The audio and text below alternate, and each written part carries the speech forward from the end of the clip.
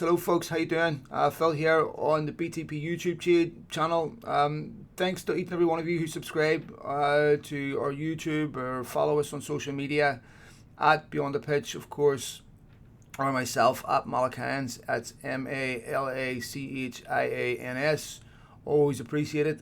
We're doing more and more content here on our YouTube channel, which I'm hopefully you like, and I'm enjoying it. Just want to say thank you to each and every one of you. Before I get into my United content here, my United top news and topics and all that there, just want to give a shout out to each and every one of you who are struggling with mental health issues or know someone who's struggling with mental health issues.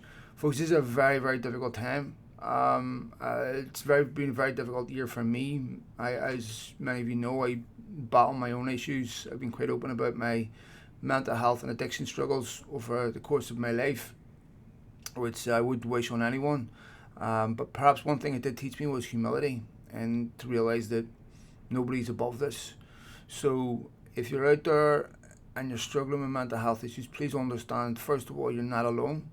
Secondly, it's not you that's broken, right?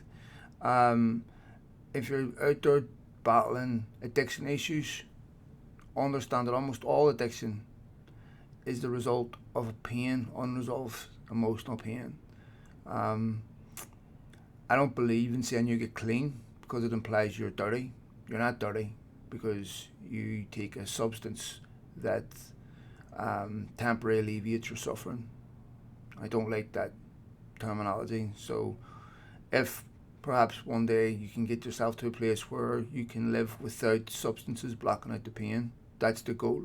So my heart goes out to each and every one of you who are struggling, and please try to get some help, ensure that problem. I used to put myself out there, folks, as a resource for people to contact, but I'm just too slow at getting back to people, and I don't like that because I don't like putting it out there and then people reaching out to me and I don't get back to them, and I feel terrible because sometimes I don't see these messages for 2-3 months later, and I'm battling my own issues, so I'm not always available.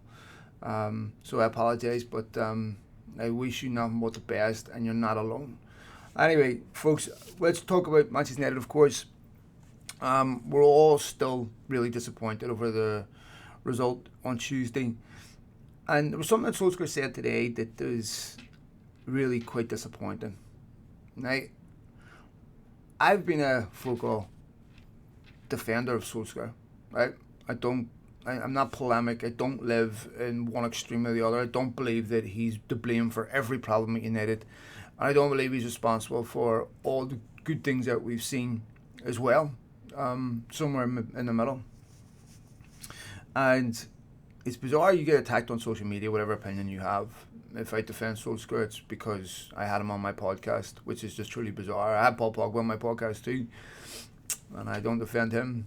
I've been doing this 10 years, and I've had a lot of people on my podcast, current United players, ex-United players. I had Michael Carrick on a couple of months ago.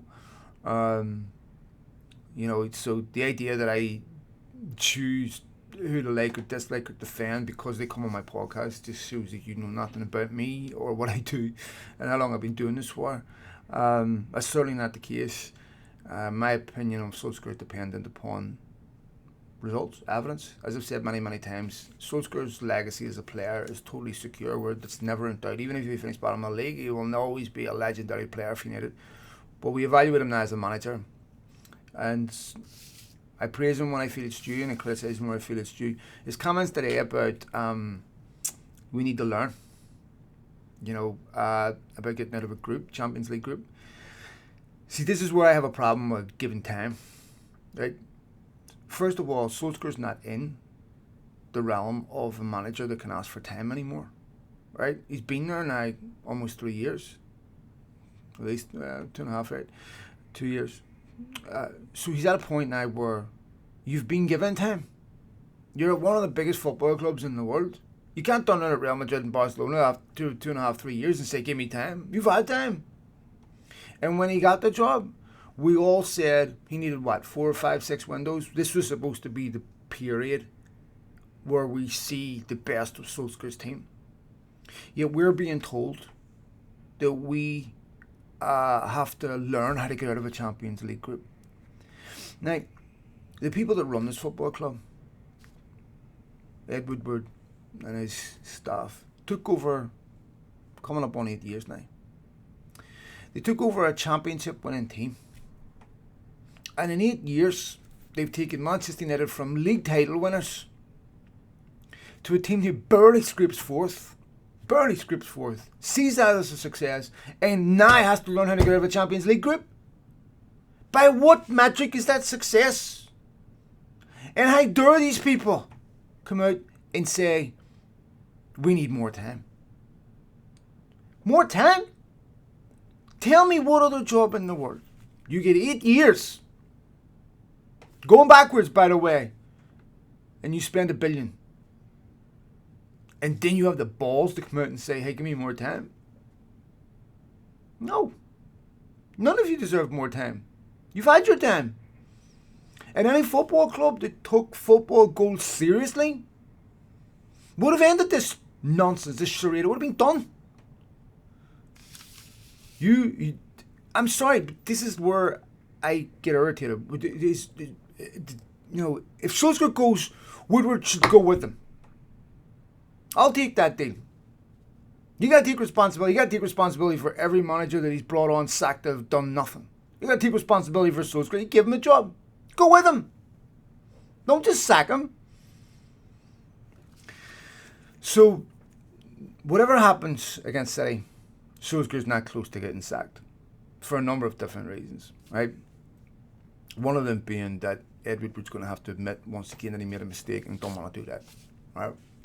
And lots of people make good arguments about Solskjaer. Is he the best manager that's available to United? No, right? I'm sure there's better managers out there. There's managers who could have got United out of that group, no doubt.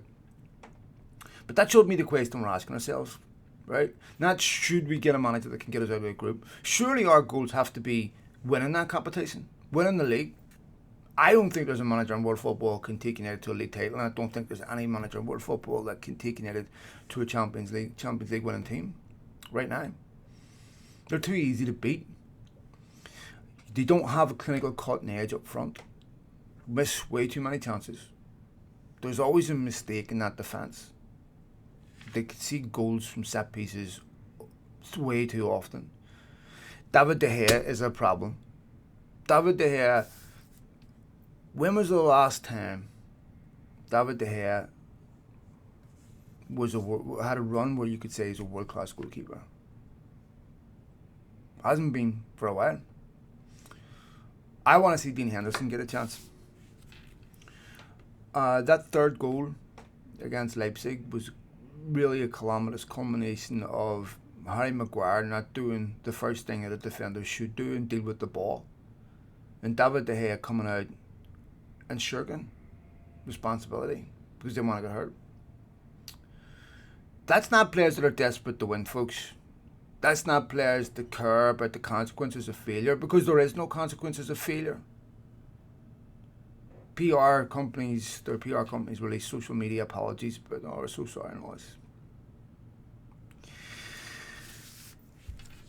January, the whole Pogba situation. Another criticism of Solskjaer. I would really like to see Solskjaer come out and absolutely skewer Mino Raiola, but he don't. Part of me, it's like a kid being bullied at school. Part of me wants to grab him and go, stand up for yourself. This guy is slaughtering you every week. Grow a set. Give it back. Can you imagine this under Fergie? Because you just don't respect him. Don't respect his authority. Why do they not respect his authority? Because they know he don't have any. They know that when it comes to people like Pogba, Woodward and the board will make those decisions, not the Manchester United manager. Also, Solskjaer knows he has no authority. Clearly, Pogba doesn't respect him either, because everything that Mino Raiola is saying is a reflection of Paul Pogba. Remember, Mino Raiola is an agent. That means he's paid to speak for Paul Pogba. So we know that everything that comes out of Mino Raiola's mouth started with Paul Pogba. And if it didn't, and if there was anything that Mino Raiola was saying that Paul Pogba didn't didn't agree with it, he would sack him. But Pogba would have a problem getting a top agent. Premium terms, because 18 months left in his contract. Cha-ching for an agent. So it's not going to be difficult for Paul Pogba to do that. But Raiola, no respect for Manchester United, no respect for Solskjaer, and respect is earned. Regardless of whether you go down in flames, screw a set, because this man's standing on your front lawn and insulting you, and you're standing there taking it. Infuriates me. I know lots of people criticise Raiola. I don't. First of all, Mino Raiola is an agent. His sole responsibility is to his clients. He's not a United fan. Doesn't care about upsetting United fans. Doesn't care about upsetting any fans. It's not his job. He don't care. So, he's not doing this with other clients. He's not doing it with Verratti, for example. So you would have to assume that Mino Raiola adjusts his behaviour based on his clients and who he's representing and what they find acceptable. You know, in my real job, I own an agency. I have done for 15 years. I don't represent people. I'm not that glamorous. And I don't make that much money. But I represent companies. And I can absolutely assure you, anything that's meaningful to my clients and their future or that deeply affects them, I don't say anything without them saying it's okay, because I like getting paid. I don't take those risks. So Paul Pogba and everything that happens to Mino Raiola is orchestrated. No accident. Disappointing, all the same. You know, RVP said something that was really, really interesting. He said when he was at Arsenal, the board sat him down and said, showed him their finances and how good things were. And his response was, I don't give a shit, I want to win trophies. Well, this is exactly the situation United find themselves in. Just when they were picking off RVP from Arsenal, they now find themselves from predator to prey. Because the big clubs that have serious football ambitions will be looking at Bruno Fernandes, and Manchester United are damn lucky that there's COVID, and Barcelona and Real Madrid are not in a position of fiscal strength, or you would already see the stories in Marca about Fernandes. You'd already see the stories in the Catalan press about Fernandes, right? And the Glazers, they were after 100 million plus, would they cash probably? All you would get 30 million. Go get another Van de Beek. Big game, of course, this weekend against City. To be fair, Solskjaer's got a good record against Guardiola, against City. If United lose heavily, which could happen, United fans, their blood will boil, of course.